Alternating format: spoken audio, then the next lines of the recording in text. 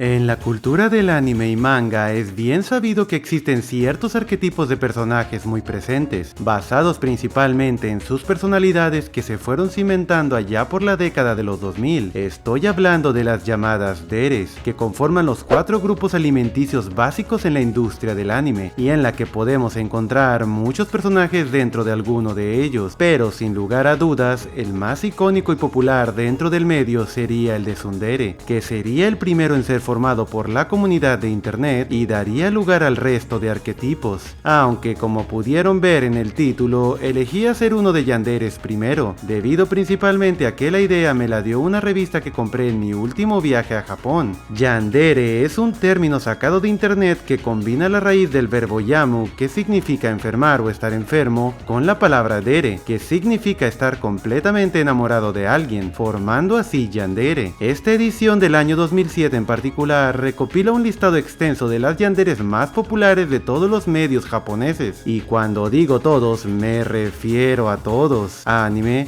manga, juegos, novelas visuales, novelas ligeras, películas, doujinshis y hasta música yandere había. Todo esto y más se explora a fondo en esta edición, y tomando como base la información de esta revista, te traigo ahora un top 15 con algunas de las yanderes más locas y sus exponentes más influyentes en el medio, además de contarte la mayor cantidad de contexto posible. Como dije antes, esta revista es del año 2007, cuando las yanderes apenas se estaban popularizando, así que el término como tal no estaba tan definido como hoy en día. Por eso, puede que algunas de las chicas mencionadas no te parezcan una típica yandere cubierta de sangre, sino que se tomarán en cuenta todas aquellas cuyo principal motivo de locura sea el amor. Sé que suena muy ambiguo, pero ya iré definiendo conforme avances en el video, incluyendo también los 4 pilares yanderes de toda la historia, según la revista, claro. Más que nada me basaré en las viejas que encontré en esta revista, así como en cosas que yo también he visto o leído, así que si no está aquí tu anime o novela favorita, muy probablemente sea porque no la he visto, aunque incluiré una pequeña sección de menciones honoríficas antes de mostrarles el juego con las viejas más locas de todas. Si prefieres considerarlo simplemente como una recopilación de viejas locas, me sirve, y para hacerlo más interesante, las clasificaré en 3 niveles dependiendo de su nivel de amenaza y obsesión, niveles que iré explicando conforme vayamos avanzando en el video, además del nivel de poder asignado por la propia revista de acuerdo a su nivel de cordura y locura, aunque no se fijen mucho en eso, la verdad. Abajo en la descripción te dejaré una lista de las novelas y animes que mencionaré en el video, porque sobra decir que habrá muchísimos spoilers. Sin embargo, te recomiendo verlo aún así. Prometo dejar unos segundos entre cada título antes de decir el personaje yandere en cuestión. Con todo esto fuera del camino, te presento la recopilación de yanderes más locas del anime. Comencemos.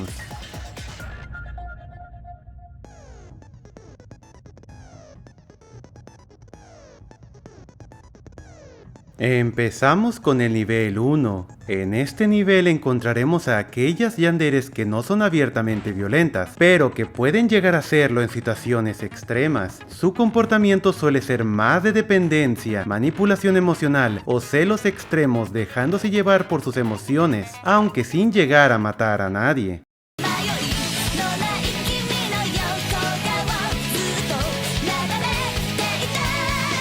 Shuffle es una novela visual del género de romance desarrollada por Navel en el año 2004 y siendo adaptada al anime en el año 2005, siendo esta la versión que aparece en la revista. En este mundo coexisten humanos junto con la gente del reino celestial y del reino demoníaco. Nuestro protagonista, Tsushimi Rin, va a la escuela junto a chicas de ambos reinos, incluyendo a sus respectivas princesas. Sin embargo, ninguna de ellas es relevante para este puesto, pues sería una chica humana la que demostraría tener dotes para yandere. Kaede Fuyu, también conocida por los estudiantes por su increíble belleza como la princesa de los humanos, es descrita en la revista como una yandere cuyo resentimiento y sentimiento de culpa tuercen sus mejores intenciones, hasta desembocar en actos de violencia y desprecio por sus seres queridos. Kaede pierde a sus padres desde una edad muy temprana, en un accidente de auto junto con los padres del protagonista Rin, culpando a a este desde entonces y agarrándole bastante odio, reflejado esto mucho más en su versión animada, aunque su actitud cambiaría después al enterarse que la razón por la que sus padres murieron había sido porque querían volver pronto a verla porque estaba enferma. Esto le causaría una gran culpa por todos los años en que había tratado mal a Rin, y desde entonces dedicaría su vida entera en expiar su pecado, atendiéndolo de todo a todo y dedicando casi todo su tiempo a él. Sin embargo, también desarrolla celos cuando ve a las demás chicas interactuar con él,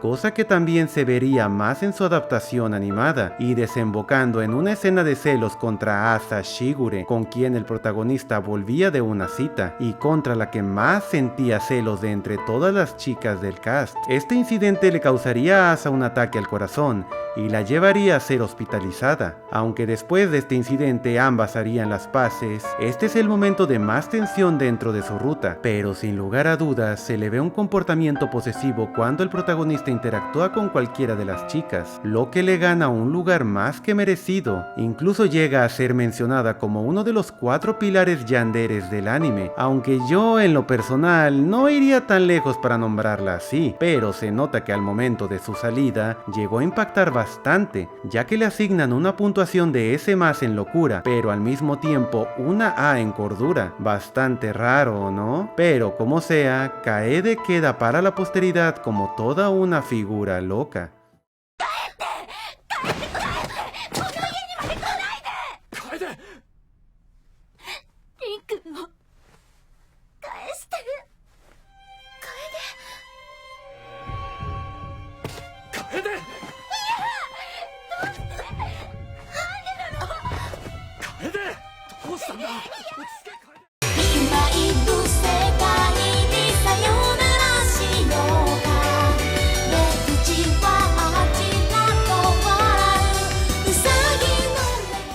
Continuando el nivel 1, tenemos a una que la verdad no me esperaba ver en una revista de yanderes, ni tampoco la novela donde aparece. Yume Miro Kusuri nos cuenta la historia de Kouhei Kogami, un chico de preparatoria promedio en Japón que vive una vida bastante normal y aburrida, que se ve súbitamente interrumpida por 3 chicas. Una de ellas es Aeka, quien es víctima de bullying por un grupo de chicas durante toda la novela, y es ignorada por todo su salón, lo que la lleva a tener una gran depresión que la hace casi suicidarse, amenazando al protagonista con tirarse si este no accedía en convertirse en su novio, viéndolo como la única razón que tiene para seguir adelante. Realmente a simple vista Eka no presenta las aptitudes típicas de una yandere, pero en ciertas partes de la novela se nos deja ver que ella es más asertiva de lo que parece, agarrando confianza poco a poco. Eventualmente Aeka es llevada al extremo al final de su ruta, donde es arrinconada y amenazada por un grupo de chicas donde por primera vez esta se defiende, y escalando las cosas unos días más tarde con la líder del grupo de acosadoras Antoniette, también apodada como la perra más grande que he conocido, llamando a su novio e intentando violarla en la azotea. Su puta madre. Todo mientras el protagonista es forzado a mirar y es retenido por todas las demás chicas. Recuerdo que cuando la jugué estaba casi gritando en mi casa, sintiéndome impotente de no poder hacer nada para ayudarla. Afortunadamente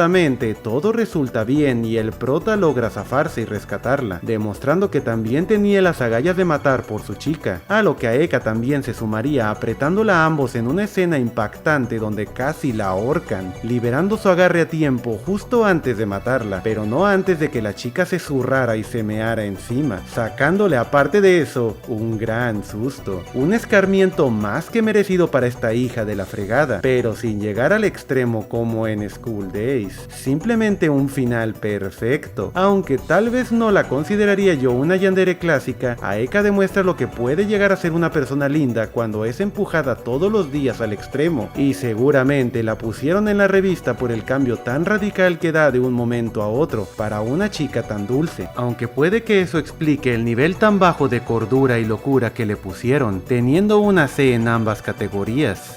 Por cierto, la novela está traducida al español y es muy buena. De hecho, me gustó tanto que hasta me compré una copia simplemente para tenerla en mi biblioteca. Recomendadísima. ¿Okashi? ¿Doshite? ¿Nani ga? Kono Kouhei-kun wa ne, anata tachi ga watashi kara torchatta mono.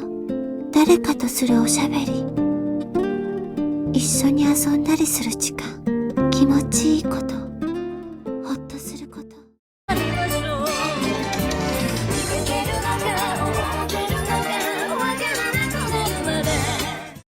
Uff.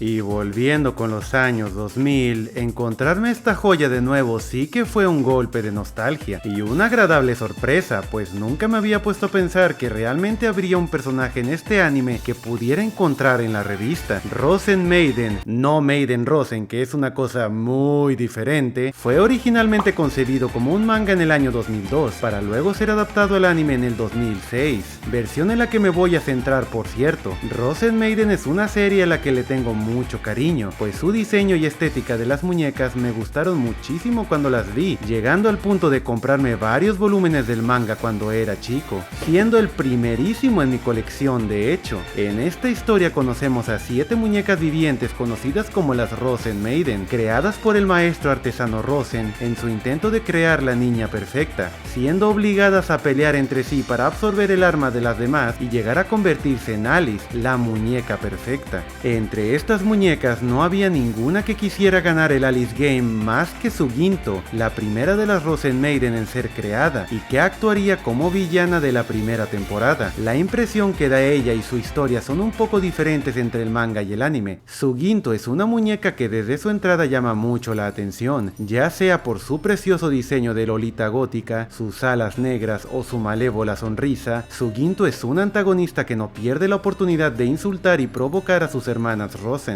siendo la más interesada de todas en combatir y ganar el Alice Game, pero detrás de toda su fachada de mala y sonrisa enigmática esconde una verdad muy triste. A través de las peleas vemos cómo en realidad es mucho más sensible de lo que parece y se le nota casi demasiado desesperada por iniciar pelea, sobre todo comparada con sus hermanas, que las tipas así que digas qué bruto, qué apuradas están por ganar, pues como que no, De hecho hay varios capítulos que se la pasan tomando té y comiendo galletas, hijas de la chingada.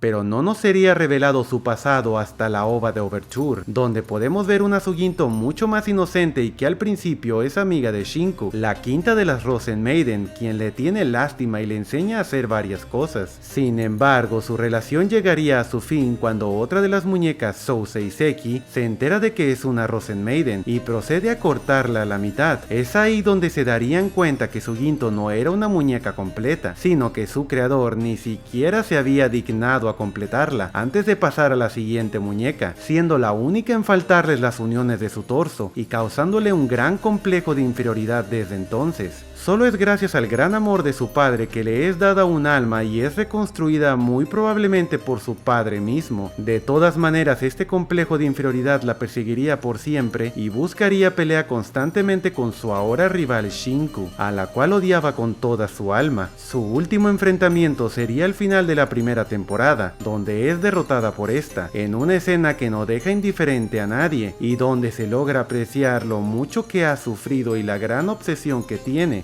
asignándole una A más en locura y solamente un rango C en cordura, que muestra el gran desbalance que ocurre en su mente. No es ni de lejos la que más sufrió en este video, pero sí de las mejor representadas cuando se trata de retratar a un personaje trágico, aunado a la música que la acompaña en sus últimos momentos.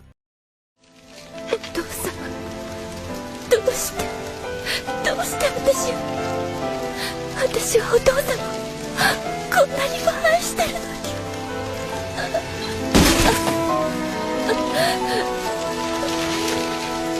私は必ずアリスになってお父様に完璧な人形に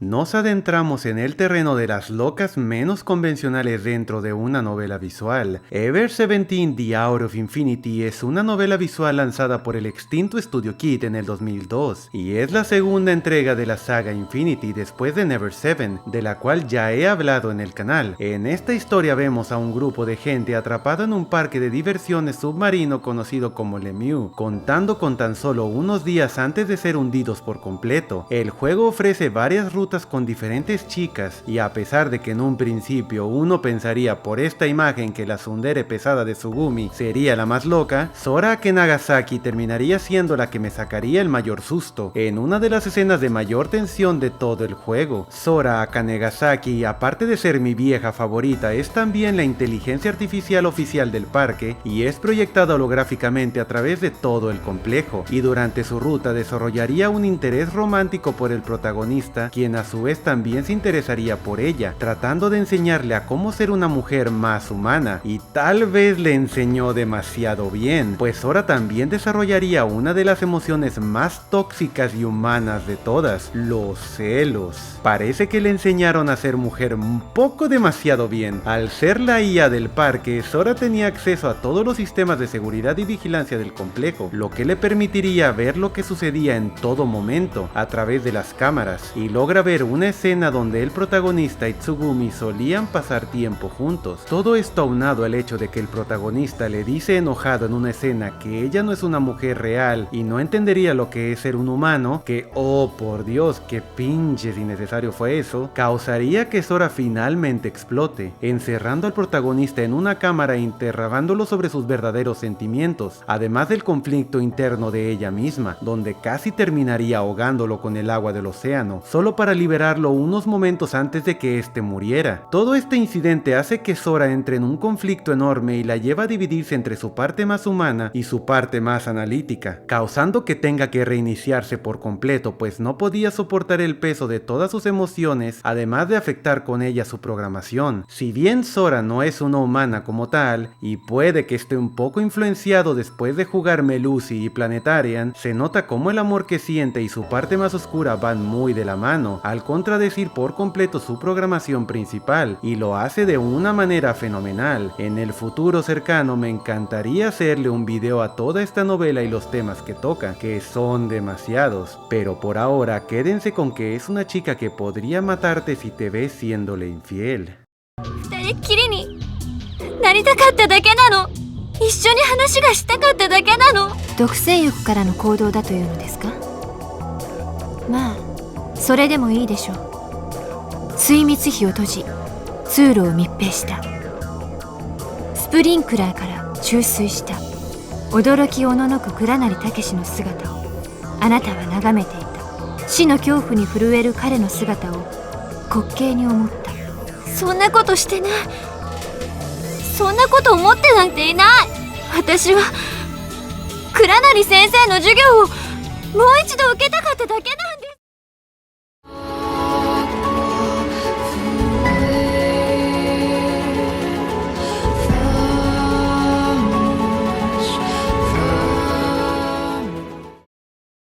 Y cerramos este nivel con una novela espectacular. The House in Fata Morgana tiene que ser una de las tragedias mejor escritas en cualquier medio de ficción. Lanzada en el año 2012 por Novect y relanzada años después en múltiples plataformas, Fata Morgana nos cuenta la historia de una mansión a través de generaciones, donde debemos desentrañar el misterio y descubrir quiénes somos. Esta historia se cuenta a través de puertas que llevan a una historia y época cada una, y es la primera puerta la que cuenta con la chica de este lugar. Ambientada en el año de 1603, Nelly era una chica que vivía con su familia en esa misma mansión, y como miembro de una familia aristocrática, Nelly vivía rodeada de lujos junto a su hermano Mel, por el cual sentía un gran aprecio, quizá demasiado. Después de la llegada de una misteriosa chica a la mansión, quien comienza a trabajar como sirvienta, su hermano empieza a ser cada vez más distante con ella, enamorándose perdidamente de aquella chica tan enigmática enigmática, pasando más tiempo con ella que con su hermana, sus celos creciendo cada vez más y más. Aunque esta trata de comprender que era algo natural que su hermano se fijara en otras chicas y que un amor romántico entre ellos era algo prohibido, aparte de que él no la pelaba para nada, descubriría un secreto que estremecería su mundo para siempre. Aquella misteriosa chica de pelo blanco era en realidad su media hermana, fruto de una relación prohibida entre un pintor itinerante de cabello blanco y su madre. Ante esta revelación, Nelly pierde la cabeza, pero ve en esto una oportunidad, pues si le gustaba su media hermana, le podía gustar su hermana completa, ¿no?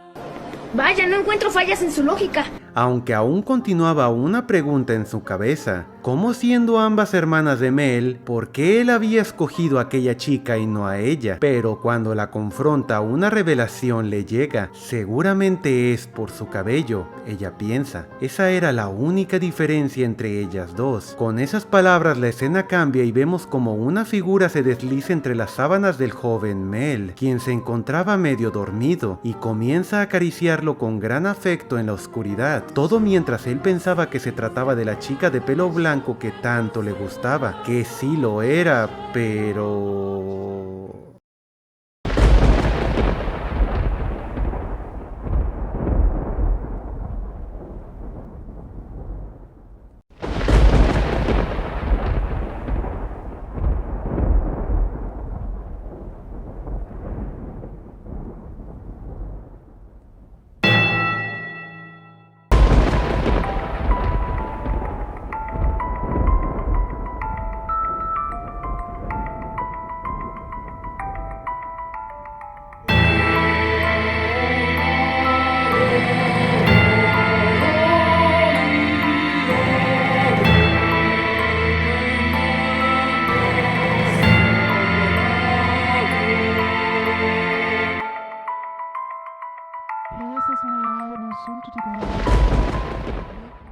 Esta es la escena que me dejaría enganchado a Fata Morgana hasta acabarlo, mostrándonos un pequeño sneak peek de lo que se venía con la obsesión de Ellie, y cómo el amor distorsionado sin medida la lleva a cortarle el cabello a la chica violentamente para convertirse en la chica ideal según ella de su hermano, volviéndose este de hecho en un tema recurrente en la obra. Y aunque esta no es de lejos la historia más triste de todas, sí abre de manera perfecta con ese arte y música tan característicos de Fata Morgana, una mirada que sin duda te hace sentir muy incómodo.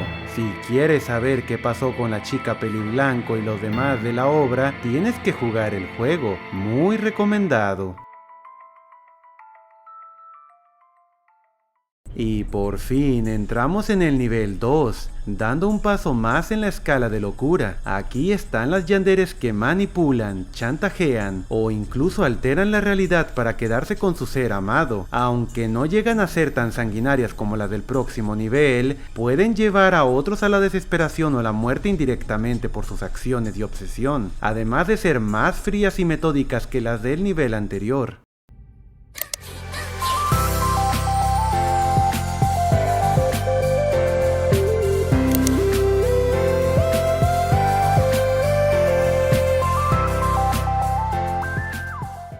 Y abrimos con todo el nivel 2, y es que hablar de Doki Doki a estas alturas era casi obligatorio, pues no por nada es una de las novelas visuales más populares del medio, y por la que suele empezar la gente cuando se adentra en el medio de las visual novels, yo incluido. Lanzada en septiembre del 2017 por Dean Salvato, el juego nos presenta un ambiente de dating simulator muy clásico que te engaña por completo, y te hace creer que es uno más del montón con atmósfera linda, para luego súbitamente hacer un cambio de 180 grados al volverse un drama psicológico y al ver las chicas en situaciones cada vez más extrañas. Aunque yo sea Team Yuri y que ella protagonizara uno de los momentos más reaccionables en YouTube, es Mónica quien sin lugar a dudas la que se lleva toda la atención al revelarse como la verdadera villana del juego, y ver cómo rompe la cuarta pared al mostrar una obsesión compulsiva no con el avatar, sino con el jugador mismo, lo que la hace una experiencia única en este medio, y que aprovecha muy muy bien el formato de novela visual. Mónica es manipuladora, tiene complejo de Dios en su pequeño mundo y muestra una crueldad que no esperarías en un personaje que al principio se te presenta como una chica perfecta, aunque no sería la primera obra en mostrar algo así. Ya hablaré del juego en cuestión en un puesto más alto, pero eso no quita el impacto que tuvo por aquellos años, por lo que Mónica tiene un lugar más que merecido en este video.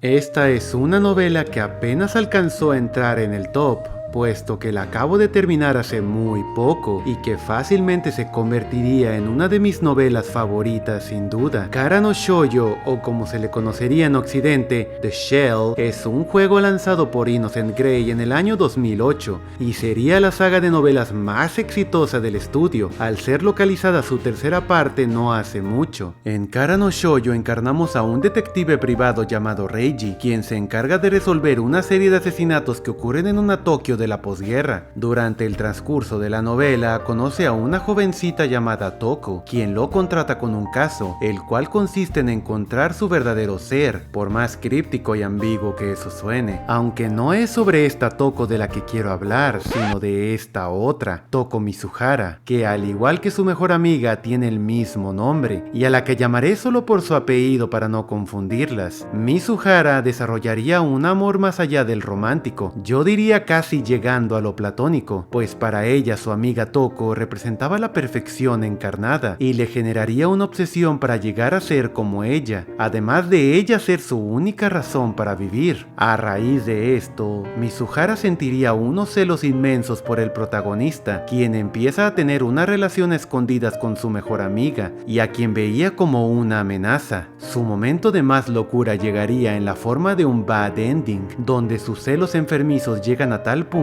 que la hace imaginar cosas y por su culpa, su querida amiga Toko tiene un accidente donde es atropellada por un camión, quedando gravemente herida. Naturalmente, nuestro protagonista, al ser un detective y al tratarse de Toko, investiga el caso y llega a interrogar a Mizuhara sobre su implicación en el caso, pero ella logra zafarse mintiendo descaradamente, sobre todo tratándose del mismo hombre que tanto detestaba. Después de zafarse, se va a dormir y tiene una secuencia donde a través de su gestión y haciendo referencia a un libro que leía, ella se convierte en Toko, su mejor amiga, matando la imagen que ella tenía y reemplazándola como la verdadera Toko, pues la imagen de una Toko débil y convaleciente no concordaba para nada con la imagen idealizada que ésta tenía en su mente. La Toko a la que ella aspiraba a ser no podía estar de esa manera, por lo tanto, ella se vestiría como Toko, actuaría como Toko y también haría los mismos manerismos emulando casi a la perfección su voz.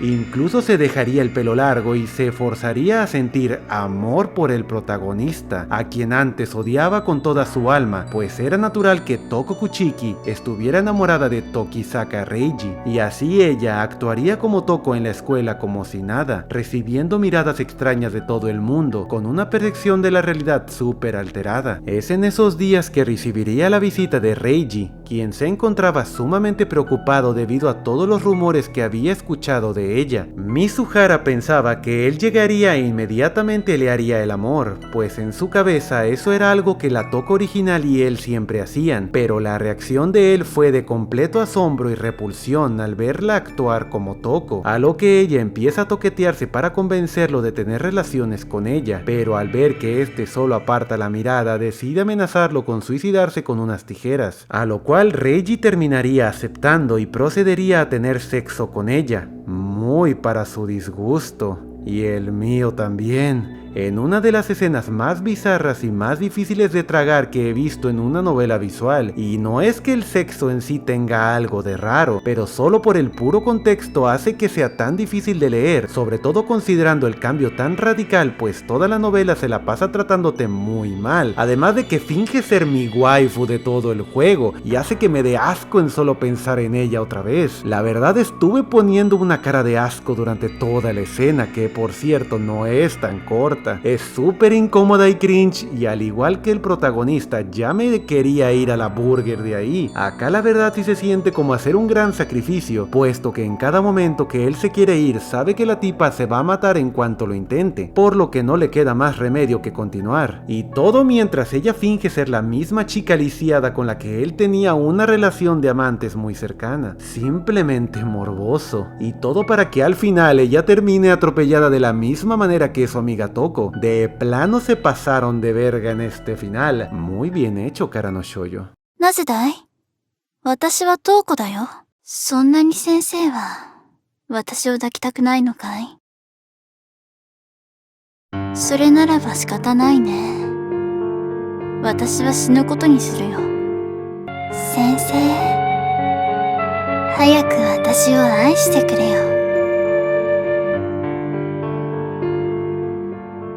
どうして私を愛してくれないの？私はトウコだよ。好きにしていいのだよ。会いたくて会えなくて君はどこだろう。わからない聞きたく。 Course Party es una saga de la que ya he hablado bastante en este canal, y de hecho mi último video trata de una loca que fácilmente entraría en este video, Naho Saenoki, una chica que causó la muerte de su mejor amiga y engañó a decenas de estudiantes de Japón causando su muerte indirectamente, y todo por un hombre mayor a quien termina matando también, por cierto. Toda una yandere si me lo preguntas. Si quieres saber su historia completa te dejo el video que le hice acá arriba y en la descripción, pero con afán de no dejarlo solo con eso, voy a poner la segunda chica más loca, y esta no podría ser otra que Ayumi Shinosaki. ¿Y por qué digo que Ayumi? Por si no has visto ninguno de mis videos de Course Party, este anime está basado en un juego del mismo nombre, el cual fue lanzado por primera vez en el 2008. Ayumi ya mostraba signos de estar bien loca desde el comienzo del juego, pero sería en uno de los finales malos y uno de los peores en mi opinión, donde podemos ver lo profundo que llegan estos sentimientos, siendo sus celos los principales causantes de que todo se vaya a la mierda, y muy rápido. En este final malo que ocurre en el episodio 5, Ayumi tiene que buscar a los demás sola, y mientras explora se encuentra con el pedazo de papel de Naomi, quien lo había perdido hace poco, pero al encontrarse con Naomi y Satoshi, en vez de devolvérselo se pone bastante hostil con ella, amenazándola con quemar su papel si no le rogaba de rodillas, cosa que terminaría haciendo cuando ve que esta no lo hace. Muy seguramente para este punto Ayumi ya se encontraba bajo los efectos del Darkening, como le había pasado a Naho y a muchos otros más, pero sin lugar a dudas los celos que ésta sentía por Naomi al pasar tanto tiempo con Satoshi jugaron un papel muy importante, pues a través del juego se ven ciertos guiños de ella para con Satoshi. Después de esta escena vemos cómo Satoshi consuela a Naomi y juntos vuelven al closet del custodio, donde Satoshi descubre el paradero de Yuka, encontrando una foto de ella muerta con la cabeza aplastada, con lo cual Satoshi sale corriendo para buscar a Sachiko, pero lo único que encontraría es el cadáver de su hermana, tal y como había visto en aquella foto, con lo cual perdería su voluntad de vivir y le ofrecería el papel de su hermana a Naomi para que se salvara. Después de esto, Ayumi trataría de buscar a su sensei y a Kishinuma, pero sería inútil, pues la primera moriría por un terremoto y el segundo sería afectado por el Darkening, aparte de perder su propio papel en el proceso, por lo cual terminaría volviendo al búnker donde se encontraba Naomi y se enteraría de la muerte de Yuka, y al ver que ella tenía su papel se lo arrebataría de las manos y la golpearía violentamente hasta dejarla moribunda, con lo que Ayumi estaría muy satisfecha, pues lograría salvarse al final. Pero lo que no sabía la burra esta era que Satoshi tampoco estaba en condiciones de irse, pues como dije anteriormente había perdido su única motivación para salir de ahí, por lo que acababa de matar a la única persona con la que podía hacer el ritual, y por lo tanto quedaría atrapada para siempre. ¡Ay, el dulce karma!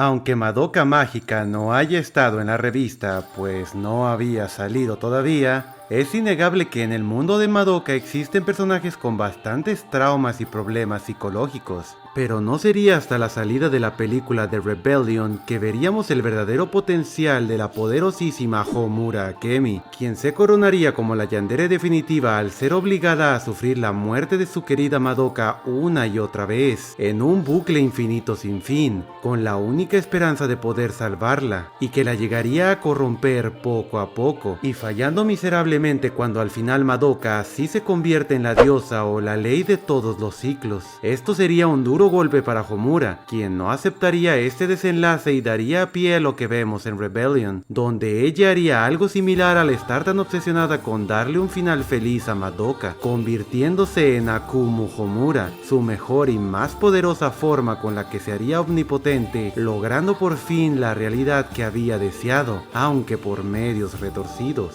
A pesar de que no se nos deja muy en claro la naturaleza de su relación, yo diría que era más que nada platónica, al Homura ver a Madoka como su modelo de chica ideal y el epítome de lo más puro y bondadoso, idea que se le quedaría muy marcada al ver cómo Madoka estaba dispuesta a sacrificarse por todas las chicas mágicas del mundo, al convertirse en diosa. Como haya sido, Homura siempre estuvo movida por el amor y su obsesión con Madoka, y las medidas extremas que toma como crear una realidad alterna solo para que ella exista, hacen más que justificada su aparición en este video. Pobrecita. あの神にも等しく聖なるものを貶めて蝕んでしまったんだもの。そんな真似ができる存在はもう悪魔とでも呼ぶしかないんじゃないかしら。 Y ahora ya entramos a los pesos pesados. En este nivel se encuentran las yanderes al estilo clásico, y por lo tanto las más violentas y peligrosas. Estas mujeres son víctimas de sus emociones más oscuras, y no dudarán en eliminar a cualquier chica o persona que consideren como una amenaza, incluso hasta lastimar al propio chico del que están enamoradas, además de montones de sangre.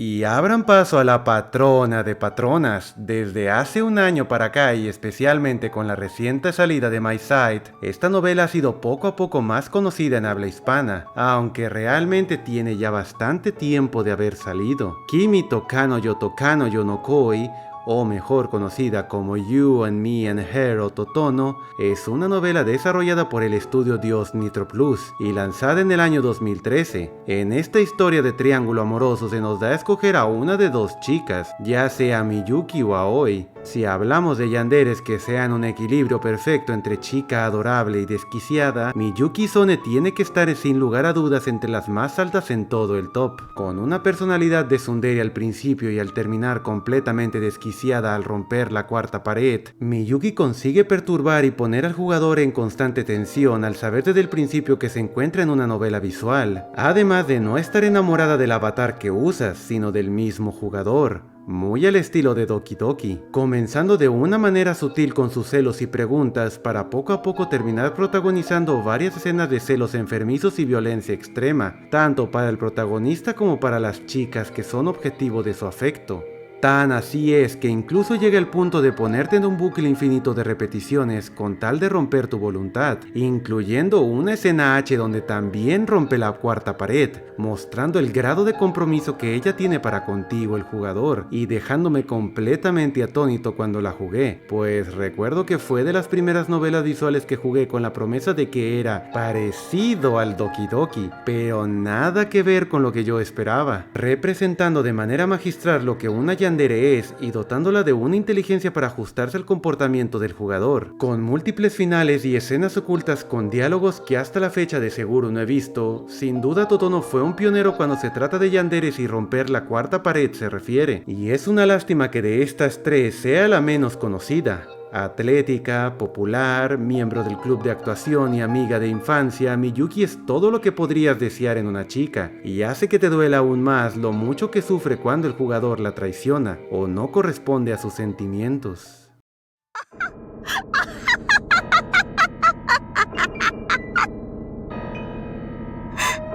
してですって。そんなの決まってるじゃない。君が私を愛してくれないからよ。どうして君は私の愛に応えてくれないの？私こんなに君を愛してるのよ。愛しているのに殺さなきゃならないのよ。愛してる人を何度ももう私頭がおかしくなっちゃいそうなの。ねえ、私を助けてくれないの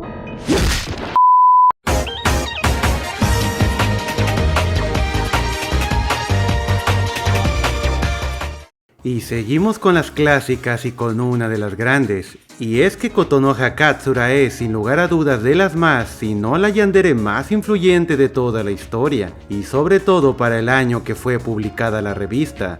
School Days, lanzada en el año 2005 y adaptada en el 2007, sería el ejemplo perfecto de un triángulo amoroso en un ambiente escolar. Con más de 20 finales diferentes, sería su final dado en su adaptación animada, el cual es el peor de todos por cierto, la que le ganaría la fama como la yandere definitiva por excelencia, y sentaría las bases para el arquetipo yandere en general. De hecho, ella ocupa 2 páginas enteras en la revista y es la primera yandere en aparecer justo después de la explicación de yandere, y conforma la primera de las yanderes que son llamadas por la revista como los 4 pilares fundamentales de la Academia Yandere. Aún faltan 2 más de esas, así que trata de adivinar en los comentarios cuáles serán las otras 2 que recibirán premio de la Academia. Realmente Sekai fácilmente podría considerarse una yandere más, puesto que es ella la que terminaría matando a Makoto en el final animado, y muy probablemente se le haya puesto solamente a Kotonoha debido al descenso tan jodido que mostró durante la obra, empezando con un acto de mosquita muerta y bullying severo, y terminando por matar a Sekai llevándose la cabeza de Makoto por un velero, y eso sin contar todas las cosas que seguramente hizo en las otras rutas y finales, cosa que me tiene muy interesado a decir verdad. Su obsesión por Makoto y la idealización de lo que era el amor hacen que su descenso sea duro de ver, sobre todo considerando que es traicionada por la misma chica que le estaba ayudando en un principio. Aunque finalmente recibiría su merecido por embustera, es innegable que al chile se pasó de lanzas, y no me extraña que la pusieran con un nivel de locura extremadamente alto, con una doble S más, a la madre, aunque con un nivel de cordura bastante decente también.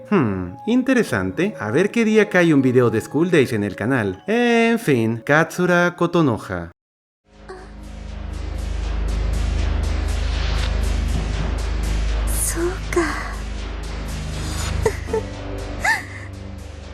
そうよね。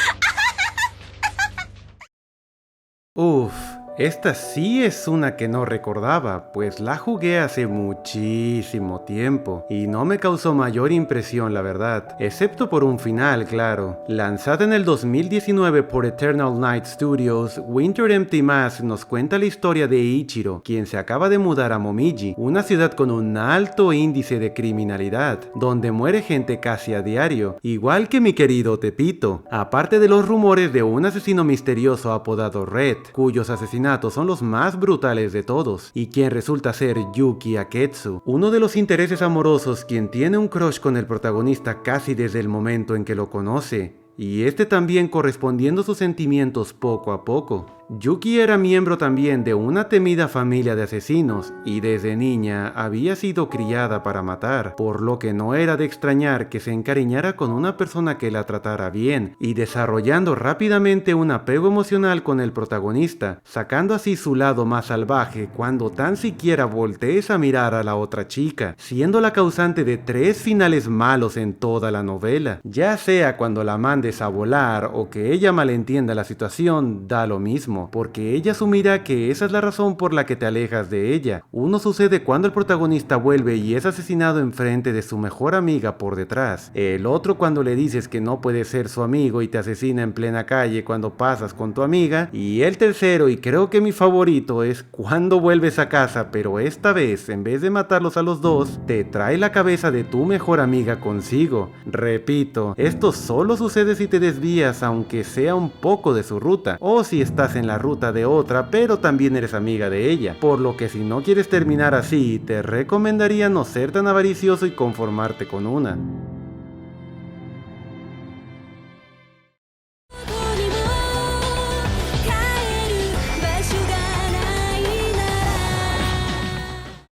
Hablando de obras que no necesitan presentación, era casi obligado que mencionáramos a Higurashi. Y es que hablar de Higurashi es sinónimo de hablar de viejas locas, porque en el pueblo de Hinamizawa es lo que más abundan. Basada en la novela visual del mismo nombre, Higurashi ganaría su fama más que nada por su anime, que quedaría para la historia como una de las peores visualmente y una de las más icónicas del estudio DIN. Esta obra no pasaría desapercibida tampoco por la revista ni los amantes del anime de aquella época, quienes pondrían no solo a una sino a dos yanderes compartiendo puesto junto a Kotonoha y Kaede como uno de los 4 pilares fundamentales del género. Rena Ryugu tomaría protagonismo y mostraría su locura máxima en el 6º arco, Sumi Horoboshi, donde asesina a la amante de su padre bajo sospecha de estar embarazada y tomaría como rehenes toda una escuela de niños, causando un incidente que casi termina con la muerte de todos ellos y muriendo todos ellos en un final alternativo. Y en el caso de la otra no podría ser nadie más que la magnífica Shion Sonosaki, mi chica favorita en mi arco favorito Miyakashi,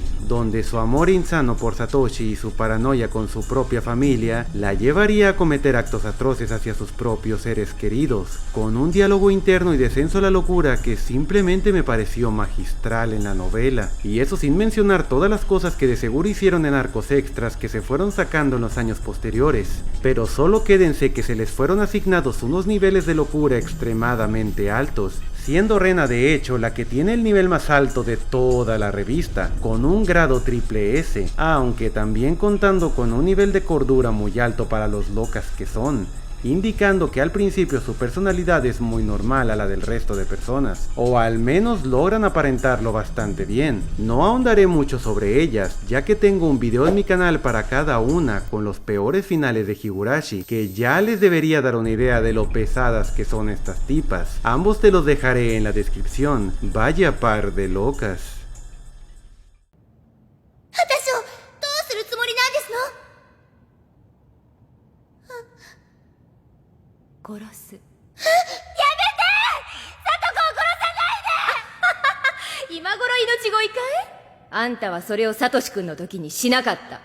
それがあんたの罪なんだ。許し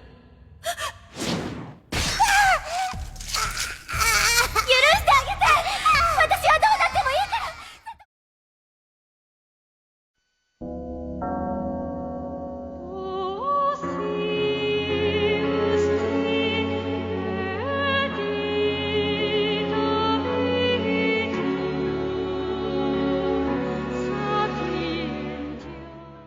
La verdad, este es un anime bastante popular que todos vimos en su momento, y no esperaba que no estuviera en la revista. Elfen Light comenzó como un manga en el 2002 para ser luego adaptado al anime en el 2004. En este universo existe una raza llamada Diclonius, la cual posee poderes telequinéticos y la cual en su mayoría posee un instinto homicida contra los humanos. Los Dioclinos en esta serie sufren bastante, siendo sometidos a experimentos horribles por los humanos y siendo discriminados por sus cuernos más parecidos a orejas de gato. Entre estos especímenes se encuentra Lucy, quien al igual que el resto de su especie sufrió todo tipo de abusos desde una edad muy temprana, siendo testigo del lado más oscuro de la humanidad. Como resultado, no vio otro recurso que dejar salir a su monstruo interior, lo cual vemos que pasa a lo largo de la serie, matando a diestra y siniestra cuando su personalidad homicida hacía clic, llegando incluso a matar a la hermana y padre de quien tanto quería, dejándonos probablemente a los que lo vimos en su momento bastante traumados. animados, ya que las escenas eran bastante explícitas para ser emitidas en televisión, y fue de los animes que más criticaron cuando estaba la moda de decir que todo lo que venía de Japón era del diablo. De hecho, no existe la reencarnación. Pikachu, reencarnación o el espiritismo, invocación de los muertos. ¿No tienes otro lugar donde decir estupideces? Aunque en el caso de este, creo que no puedo culparlos mucho, la verdad. Esta es una de esas chicas que estaba seguro que pondrían en la revista. Hasta pensé que sería uno de los 4 pilares yandere, pero sorprendentemente ella no aparece por ningún lado. Probablemente se deba a que técnicamente Lucy es una personalidad asesina aparte de quien ella era originalmente, Kaede, quien sentía un gran afecto por Kota con el que se reencontraría más adelante. Pero pues viendo el criterio de selección de la revista, pensé que no se pondrían tan técnicos, la verdad. Pero, para los que son más o menos de mi camada, recordarán cómo a ella siempre la ponían en tops de yanderes en YouTube por aquellos años. Y con buena razón. Hablar del Fenlight era hablar de un chingo de sangre, y nada más recordar esta serie me hace sentir un chingo de nostalgia. Así que por ahora, vayamos con la siguiente loca. Mentiroso.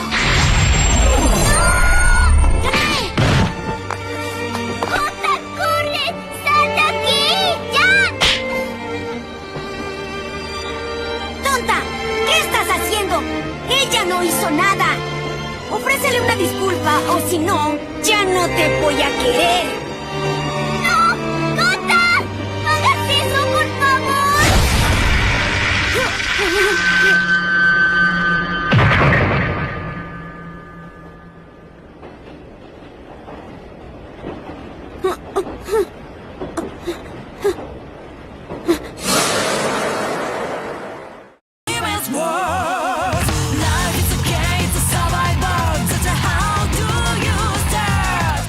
Yuno Gasai de Mirai Nikki es quien probablemente definió todo el género yandere, y eso que para el tiempo de publicación de esta revista solo la podías encontrar en su versión manga, pues Mirai Nikki no sería adaptada hasta el año 2011, y en mi caso en particular no la vería sino hasta hace un par de años de hecho, cuando la sacaron con su doblaje en español latino, que es bastante bueno la verdad, aunque recuerdo que desde hace mucho tiempo ya le hacían AMV de todo tipo, y la ponían en todo tipo de tops de yanderes. Creo que lo que más se me quedó presente de Yuno, aparte de que mató a un chingo de gente, es cómo lograba hacerlo sin tibiarse en lo más mínimo en la cara, y cómo desde el principio no le importa mucho fingir que no es una loca, aunque no es como que durara mucho ni aunque lo intentara, porque esta vieja está bien zafada. Yuno a lo largo de la serie protagonizaría masacre tras acto abominable sin pestañear, y todo para proteger a su amado Yuki, que es el único que le mostró algo de bondad cuando eran niños, un gesto que se suele ver mucho con varias de las yanderes y locas del anime en general. Entre los actos más pasados de lanzas están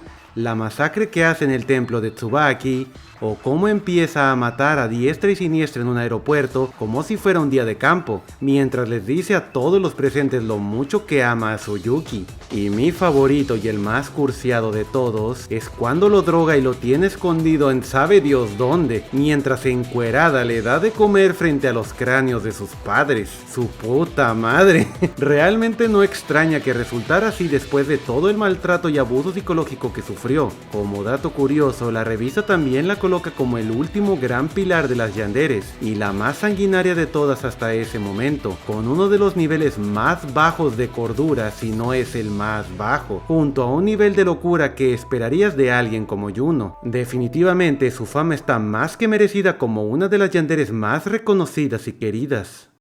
Yuki me dijo que fue asombroso. No puede ser. Imposible. Me dijo asombrosa, me dijo asombrosa, me dijo asombrosa. Yuki dijo que soy asombrosa. Eso es increíble. Yuno, sigue así. Antes de revelarles el juego de yanderes más cursiado y también portada de la revista, quisiera mencionar algunas waifus que no lograron aparecer en el video, más que nada por razones de tiempo. Algunas de estas son Nadeko de Monogatari, Sakura Muto de la saga Fate, aunque esta más que nada no la puse porque no quería volver a acordarme de las películas, ya que planeo leerme la novela pronto. También están Misa Amane de Death Note, que también está bien chiflada y fue sacada de último momento, Las brujas lesbianas de Umineko, que aunque no lo parezca podrían calificar fácilmente como yanderes. Los que hayan leído Umineko saben a qué me refiero. Kazuki de Grisaya por su gran obsesión hacia su hermano Yuji, tema del cual me gustaría hablar en un futuro video. Kobayashi Ren de Course Party y Las viejas de Yanderela, además de varias de las novelas de Sharon que no alcancé a leer por falta de tiempo. Y sí, sé que están muy cortas, pero créanme que no me dio tiempo.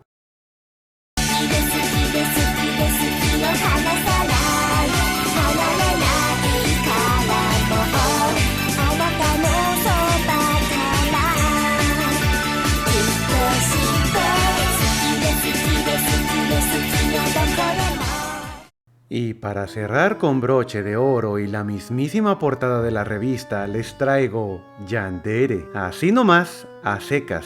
Que puede ser más yandere que yandere, en serio. Esta cosa es de las cosas más bizarras que he jugado, y con eso no estoy diciendo que sea lo más asqueroso o turbio, que sí lo es, pero se nota que es algo como amateur. De hecho, antes de encontrarla en la revista yo ya me la había jugado en directo hace un par de años, y dejándola después de ver solo uno de los finales, pero solo al leer la revista más a detalle me di cuenta que en realidad era un doujinshi. Lo cual tiene mucho sentido, la verdad. Solo fue hasta hace poco, mientras escribía el guión de este video, que pude ver más de los finales, y debo decir que el que vi en ese entonces cuando lo jugué era el final más suave de todos, pues todo termina cuando eres empujado por una de las chicas y eres atropellado por un carro. Sí, ese es el más ligero de todos, y aquí no hago alusión a ninguna vieja en particular, porque acá todas son unas hijas de la chingada. Aunque todas aparentan cierta normalidad al principio, en el momento en que te acuestas con ellas se les prende un switch bien cabrón que provoca un cambio radical en su personalidad, y no te van a soltar por todo el juego, metiéndote en situaciones cada vez más locas, terminando en muchas de las veces en tu muerte, o aún peor. Miren, si quieren jugarla por ustedes mismos, lo respeto, pero desde ahora les digo que está cabrón, y para los que no les importa spoilearse, escuchen esto. Una de las chicas, Yumi, que también es tu maestra por cierto, en uno de los finales te termina comiendo porque resulta que es una pinche caníbal, y la otra alternativa pues es matarla. O sea, ¿qué clase de ruta es esa? Y la otra, Maika, no es mucho mejor. Esta vieja era mi favorita cuando la vi,